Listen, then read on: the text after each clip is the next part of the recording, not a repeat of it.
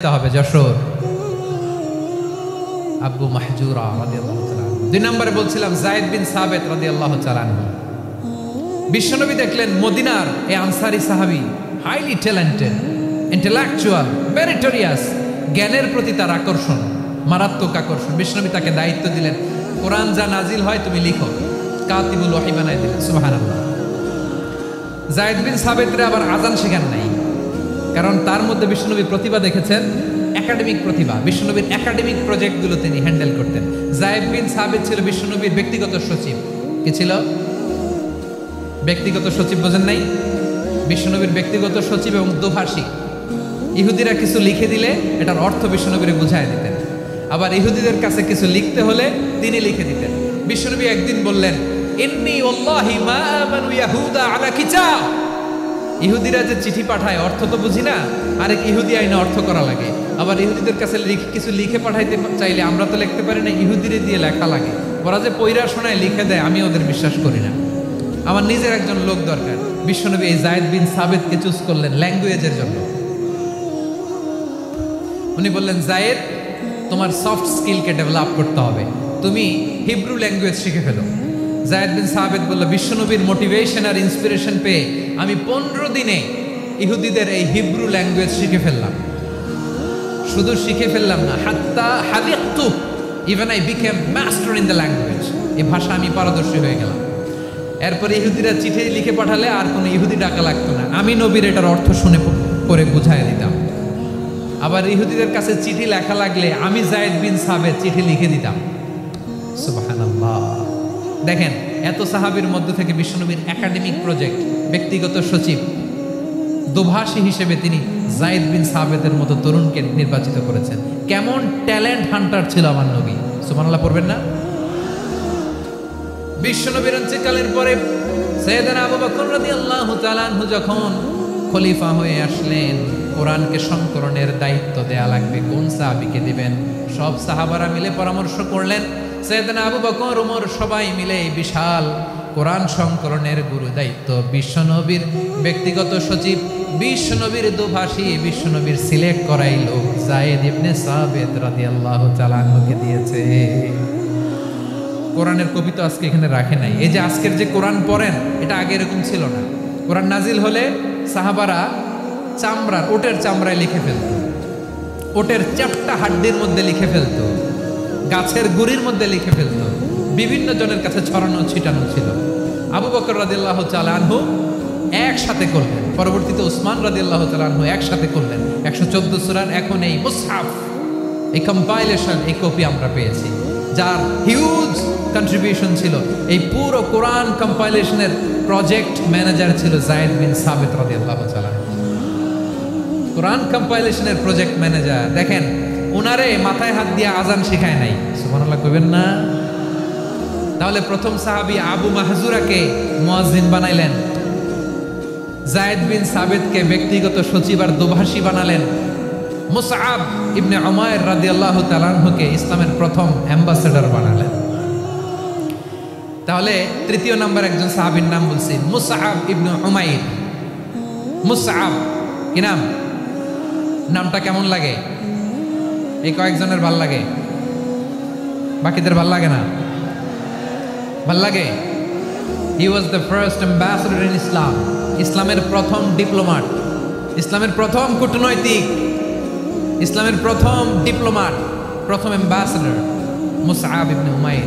মক্কার তরুণ যুবক, উনি পারফিউম লাগাইলে মানুষ দেখলেই বুঝতো এটা মুসআব লাগাইছে। এমন ড্যাশিং ফেসের ছিল, এমন স্মার্ট ড্যাশিং ফেস, এমন পার্সোনালিটির মানুষ ছিল মুসআব রাদিয়াল্লাহু তাআলা।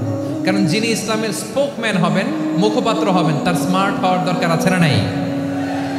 আকাবার প্রথম শপথ যখন হলো, তাদের সাথে বিষ্ণু ঈসা ইসলাম মদিনাতে একজন মুখপাত্র পাঠালেন, ডিপ্লোমাটকে পাঠালেন, অ্যাম্বাসেডর অফ ইসলাম। তিনি হচ্ছেন মুসআব ইবনে উমাইর। পড়েন সুবহানাল্লাহ। বিশ্বনবী দেখলেন সে অনেক স্মার্ট, তার ডেডিকেশন আছে, সিনসিয়ারিটি আছে, এবং মদিনায় যে আউস খাজরাজ গোত্রের নেতাদের সাথে ডিল করতে হবে, ইহুদিদের সাথে ডিল করতে হবে, ওখানে একজন পাক্কা জানু খেলোয়াড়ের দরকার আছে না নাই? মুসআব ইবনে উমাইর রাদিয়াল্লাহু তাআলা আনহু, ওনাকে বিষ্ণু ঈসা ইসলাম চুজ করলেন। এবং বিষ্ণু ইসলামের এই চুজিংটা, এই সিলেকশনটা এত সুন্দর ছিল, তিনি মদিনাতে যে বিশ্বনবী আসার আগেই মদিনার জমিনকে তিনি উর্বর করে ফেলছেন। প্রতিটা ঘরে ঘরে কালিমার দাওয়াত তিনি পৌঁছায় দিয়েছেন। জুমার বিধান নাজিল হয়েছে, কিন্তু মক্কায় পরিবেশ নাই জুমা পালনের। বিষ্ণু ইসলাম একজনকে দিয়ে খবর পাঠালেন, যাও মদিনায় মুসাবকে যে বলো, মুসাব তো আমার শিক্ষক, আমার স্পোকম্যান, মদিনাতে যেন তারা জুমা কায়েম করে। বিশ্বনবীর আগেই মুসাব মদিনার মুসলিমদেরকে নিয়ে মদিনায় প্রথম জুমা কায়েম করে ফেলছে। সুবহানাল্লাহ। ডিপ্লোম্যাটদের কেমন হইতে হয়, অ্যাম্বাসেডার কেমন হইতে হয়, মুসাব রাদিয়াল্লাহু তাআলা আনহুর কাছ থেকে শিখে নাও। মুসাব নামটা কেমন লাগে? যশোর যাদের সন্তান হবে, ছেলে সন্তান, আমার রাস্তায় পাইলে সবাই জিজ্ঞেস করে, হুজুর একটা নাম দেন, আমার ছেলে হবে। যশোরবাসীর জন্য আমি একটা নাম দিয়ে দিলাম, নাম রাখতে হবে মুসাব।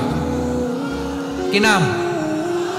নামটা যাদের ভাল লাগে, ছেলে সন্তান অনাগত আসবে, মনে চাইলে নাম রেখে দিবেন মুসাব রাদিয়াল্লাহু তাআলা আনহুর নামে মুসাব। তাহলে মুসাব রাদিয়াল্লাহু তাআলা আনহুকে বিশ্বনবী ল্যাঙ্গুয়েজ শিখান নাই, সফট স্কিল শিখান নাই। যায়েদ রাদিয়াল্লাহু তিনি হিব্রু ল্যাঙ্গুয়েজ শিখেছেন, সুরিয়ানি শিখেছেন, কিন্তু মুসাবকে তিনি বানিয়েছেন the spokesman of Islam, the first diplomat, the ambassador of Islam. সুবহানাল্লাহ পড়বেন না?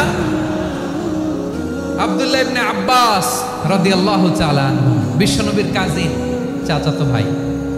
আবার মাইমুনা রাদিয়াল্লাহু তাআলা আনহু, মাইমুনা নবীর স্ত্রী, তিনি ছিলেন আব্দুল্লাহর আপন খালা। তো নবীর বউ যদি ওনার খালা হয়, নবী তার কি? বুঝে নাই, নবী তার কি? খালু। তাহলে সম্পর্ক অনেক গভীর, কাজিন আবার খালু। ছোট্ট মানুষ, তাই রাতে মাঝে মাঝে ঘরে থাকতো।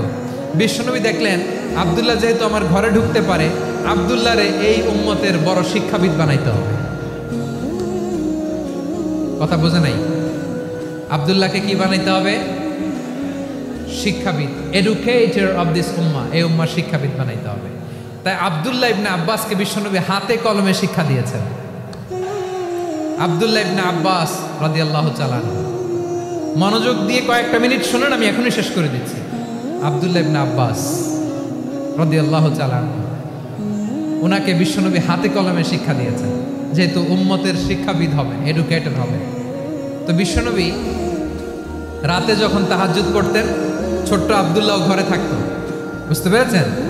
ছোট্ট মানুষ তো ঘরে থাকতো। তো বিশ্বনবী তাহাজ্জুদের জন্য একবার দাঁড়িয়েছেন, ছোট্ট আব্দুল্লাহ ওযু করে দাঁড়াইছে। আচ্ছা বলেন তো, ইমাম আর মুসল্লি মোট যদি দুইজন হয়, একজন ইমাম একজন মুসল্লি, তো মুসল্লি ইমামের কোন দিকে দাঁড়াবে? ডানে দাঁড়াবে। ছোট্ট আব্দুল্লাহ বোঝে নাই, বিশ্বনবী তাহাজ্জুদ শুরু করেছেন, উনি ইক্তেদা করছেন আর দাঁড়াইছেন বায়ে। কোথায় দাঁড়িয়েছেন? আব্দুল্লাহ বলেন, যখন আমি বায়ে দাঁড়ালাম, আখাযা রাসূলুল্লাহ সাল্লাল্লাহু আলাইহি ওয়াসাল্লাম উযুনি আল ইয়ুমনা ইয়াফতিলুহা, বিশ্বনবী নামাজরত অবস্থায় আমার কান ধরে টেনে আমার ডান দিকে এনে দাঁড় করায় দিলেন। পড়েন সুবহানাল্লাহ। দেখেন, হাতে কলমে শিক্ষা। আর জীবনে ভুলাবে? কথা কয় না, আর ভুলাবে? আর ভুল হবে না। এভাবে বিশ্বনবীর অনেক সঙ্গ পেয়েছেন, সফর করেছেন, একই বাহনে বসেছেন, এক বাহনে বসে লম্বা নাসিহত করেছেন, বলেছেন, ইয়া গোলাম ইহফাদিল্লাহ ইয়াহফাজকা, ইহফাদিল্লাহ তাজিদহু তুজাহাক, ইদা সাআলতা ফাসআলিল্লাহ ওয়া ইদা ইসতাআনতা ফাসতাইন বিল্লাহ। আল্লাহর বিধান মানো, আল্লাহর বিধান রক্ষা করো, আল্লাহ তোমায় রক্ষা করবে।